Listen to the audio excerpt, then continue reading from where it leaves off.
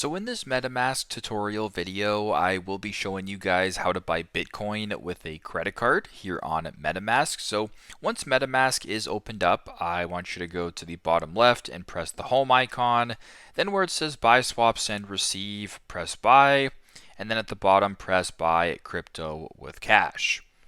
Once you're on this page, go ahead and select Bitcoin, or if you want to filter it for Bitcoin, you can do that as well.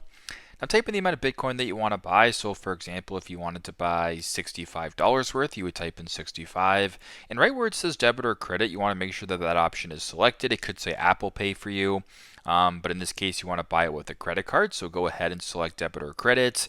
Once that is done, press continue.